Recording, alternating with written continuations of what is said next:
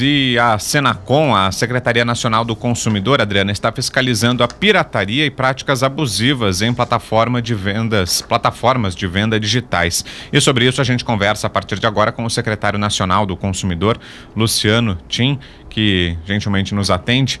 Bom dia, secretário. Como vai? Obrigado pela presença. Bom dia a todos, especialmente aos ouvintes e espectadores da Jovem Pan. E a você, Vitor e Adriano. Valeu. Secretário, em primeiro lugar, para começar a nossa conversa, queria que o senhor trouxesse exemplos do que tem acontecido. As fraudes, problemas nos sites aumentaram agora durante a pandemia, com as pessoas em casa e aderindo cada vez mais às compras pela internet. Esse tipo de problema aumentou e quais seriam esses problemas? Muito bem. De fato, você tem razão. As pessoas em casa passaram a consumir mais pelo comércio eletrônico, né, pelas plataformas de comércio eletrônico. Isso não foi só no Brasil, foi no mundo todo, por razões óbvias. Então, de fato, e também quem está em casa são os criminosos, né?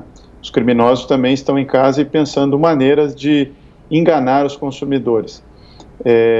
Então, nós temos várias iniciativas educacionais para que os consumidores tenham cuidado na utilização da internet, e essa campanha é pública da Escola Nacional de Direito do Consumidor, que está no site do Ministério da Justiça, basicamente instalação, né, de antivírus, inclusive nos aparelhos celulares. As pessoas estão acostumadas a antivírus, que tem que estar atualizado, né, sempre atualizado, mas também nos aparelhos celulares. Então, há campanhas educacionais, mas há também diversas outras iniciativas que nós adotamos, seja em parceria com o setor privado ou mesmo investigações da própria Senacom. Em parceria com o setor privado, nós firmamos um compromisso com a Câmara Inet, que é uma associação civil que congrega as principais plataformas de comércio eletrônico, que chama Todos contra a Abusividade. E por meio dessa campanha é possível que se denuncie, que os consumidores denunciem por um canal da Câmara Inet, né, abusividades nas plataformas. Só em 2 semanas, mais de 2.000 ofertas foram retiradas do ar nessas plataformas. Isso envolve tanto preços abusivos, anteriormente estavam relacionados a álcool em gel, que agora já ruma para uma estabilização, já teve um pico maior, de fato, e também máscaras, que requer algum cuidado. Então, há preços abusivos para cima, né, fora do completamente razoável, daquilo que a média que é vendida pelas plataformas, e também preço muito baixo, que indica, né, produtos pirata e produtos sem nenhuma garantia aos consumidores. Então, isso nós fizemos com o setor, em parceria com o setor privado. E também o que nós estamos fazendo na Senacom é pegando os dados desses que praticam atos ilícitos e dando a eles, ou que potencialmente praticam atos ilícitos. As plataformas de comércio eletrônico, elas têm, isso varia um pouco conforme a plataforma, mas a maioria tem os dados dos vendedores e nós conseguimos ir atrás deles para obter, dar a eles o direito de defesa, mas, se necessário, puni-los. E, além disso, nós temos uma iniciativa que é um código de autorregulação do setor, que estamos colocando a público até amanhã, né, que foi debatido com o setor privado e que requer um mínimo de cautela dessas plataformas em relação aos vendedores e também em relação à documentação fiscal que esses vendedores nessas plataformas emitem em relação aos consumidores, né? Os consumidores têm que exigir nota fiscal quando compram pela internet, porque é a garantia de segurança, qualidade e integridade desses produtos.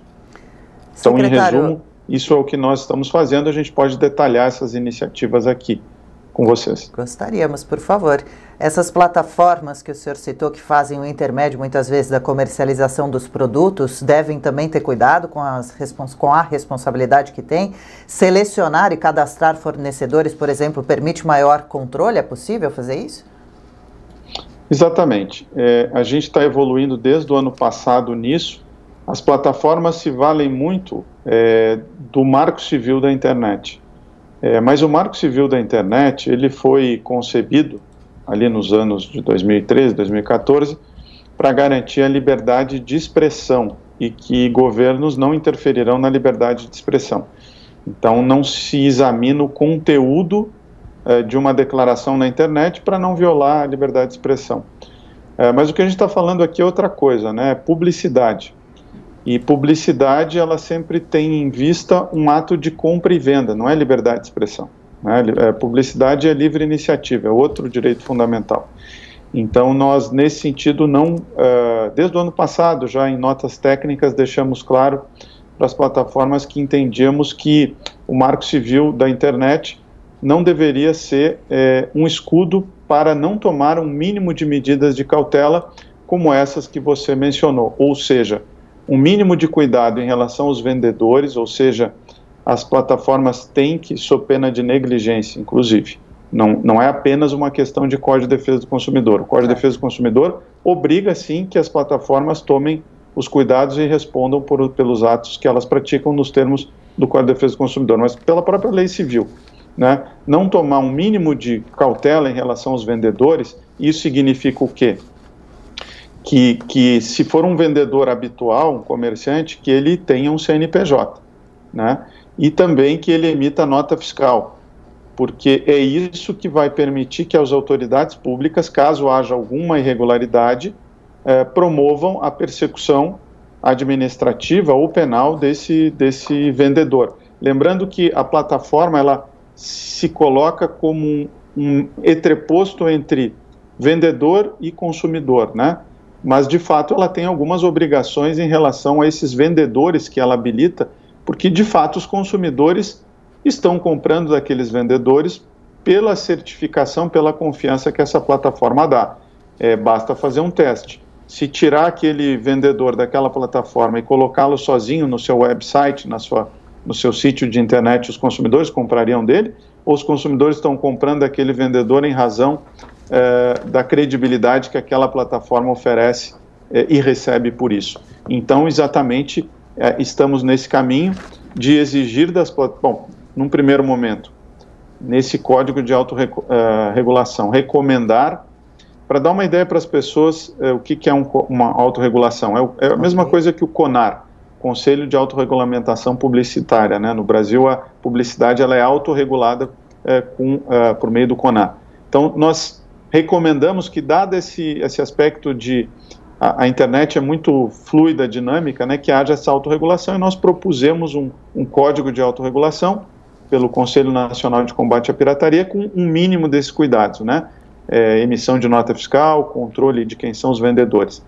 Mas também na Senacom não nos furtaremos de tomar medidas que entendamos contra vendedores que estão vendendo com preço abusivo ou produtos pirata, ilegais, né? E também não nos furtaremos de recomendar, como já de fato estamos fazendo, que as plataformas adotem um dever de cautela maior, e nós notificamos já 20 plataformas de comércio eletrônico para que elas nos explicitassem as suas políticas de segurança em relação aos produtos que elas colocam lá, em relação aos vendedores, e já recomendamos que elas melhorem e amplifiquem esse controle. Entendemos que o Marco Civil da Internet não é motivo legal para não tomar essas medidas.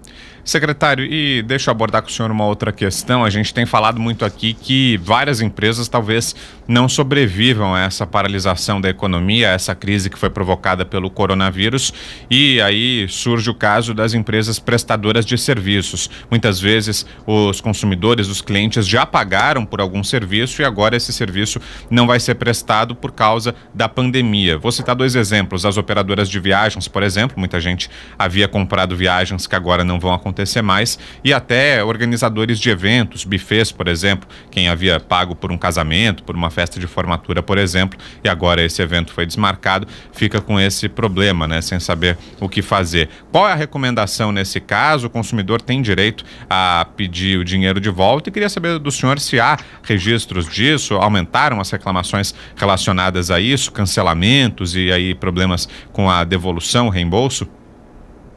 Muito bem, nós temos uma plataforma de negociação entre consumidores e fornecedores no Ministério da Justiça, que chama que o nome é justamente o endereço, né?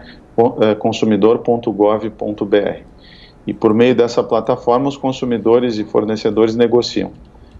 Lá estão as empresas de telefonia, bancos, setor aéreo, setor de energia e empresas de turismo, especialmente as plataformas digitais, mas também já estamos fazendo movimento para credenciar lá as principais redes hoteleiras e agências de viagem físicas, vamos chamar assim, não eletrônicas, né? E em março, né, desse ano, os temas que mais tiveram reclamação foram transporte aéreo e turismo, por razões óbvias, né? A pandemia afetou inicialmente e, sobretudo, esses dois setores. Quando a gente se tem falado muito em tempos de pandemia de medicina baseada em evidências, e nós, desde o ano passado, trabalhamos com política pública de defesa do consumidor também baseada em evidências. E quando vamos às evidências econômicas, aí, esses dois setores foram os mais ressentidos, né, aviação e turismo, e possivelmente, segundo as projeções, com os dados que se tem hoje, os mais difíceis de recuperar. Então, foram os dois temas que mais geraram reclamação na plataforma, mas nós enfrentamos isso os que as pessoas mais estavam reclamando em relação às aéreas e turismo, os dois pontos foram endereçados, que era cancelamento e taxas para remarcação. Então, nós temos um TAC com as companhias aéreas brasileiras, né, as 4 principais aqui do Brasil, e esse TAC garante aos consumidores remarcação gratuita, certo? Sem qualquer taxa, sem qualquer ajuste, né, salvo aquele de sazonalidade. Quer dizer, claro, se a pessoa comprou passagem no carnaval, que é pico, e os preços são mais elevados, tem direito à remarcação nesse período. Se comprou em baixa temporada, é evidente que aí não tem direito a viajar em alta temporada. Mas a remarcação já está garantida por esse TAC, e estamos acompanhando e, de fato, diminuíram já as reclamações por conta de que as empresas aéreas estão se adequando ao TAC, estão se ajustando ao TAC. O setor de turismo foi outro que teve bastante reclamação por esse mesmo motivo, mas o governo federal já aprovou uma medida provisória, também garantindo aos consumidores a remarcação gratuita. Caso também os consumidores, nos dois casos, aéreo e turismo, têm direito a ficar com crédito para utilizá-lo tão logo passado a pandemia, respeitada também essa sazonalidade. E, por fim, em nenhuma se isso não interessar aos consumidores, o reembolso. O reembolso, na medida provisória do turismo e de aviação, prevê 12 meses para o reembolso do crédito dos consumidores. E por que é isso? Porque se todos os consumidores pedirem ao mesmo tempo o reembolso, acabará que faltará recurso para esses dois setores para restituir a todos os consumidores, porque as empresas, os fornecedores foram afetados pela pandemia, não tem caixa para isso, segundo os dados do Ministério da Economia, enfim, que acho que são bastante públicos no mundo todo. Então, e as empresas também têm direito a pedir recuperação judicial. E a recuperação judicial, quando concedida, nunca é inferior a 12 meses. E durante esse período de recuperação judicial, todas as obrigações ficam suspensas, né? Então, no fundo, os consumidores tiveram o melhor tratamento possível nessas medidas provisórias e seus direitos estão garantidos. Que bom. O secretário, agora para melhor defesa do consumidor lesionado, a Secretaria Nacional do Consumidor trabalha em parceria com algum tipo de polícia, por exemplo, para combater casos de atuações criminosas possíveis ou da venda de produtos ilegais, piratas, como o senhor adiantava? Sim, nós trabalhamos junto ao Ministério da Justiça e Segurança Pública, né, com Polícia Federal, Polícia Rodoviária Federal. Né, produtos apreendidos em rodovias é mais comum a Rodoviária Federal.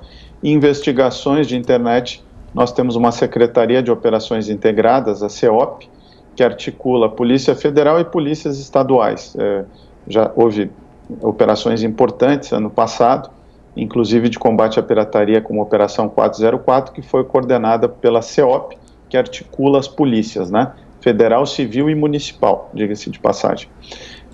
E nós, na verdade, coordenamos na Senacom um sistema que é composto por mais de 900 PROCONs, cada um com a sua autonomia. A gente sempre lembra que governos estaduais e municipais têm sua autonomia federativa, mas é um sistema como o SUS, né? O sistema de saúde. Você tem o Ministério da Saúde, você tem lá as entidades governamentais estaduais e municipais com sua autonomia. Então nós temos essa capilaridade e temos também dentro do sistema o próprio Ministério Público e os termos de ajustamento de conduta, os TACs que eu mencionei que fizemos em parceria com o Ministério Público Federal e Estadual, que são os fiscais da lei, e que sempre temos junto, e caso houver necessidade de persecução criminal na Justiça, tenho certeza que o Ministério Público fará isso. Ok, ouvimos aqui o secretário nacional do Consumidor, Luciano Tim, da Senacom que é vinculada ao Ministério da Justiça e Segurança Pública. Obrigado, secretário. Bom dia. Bom dia.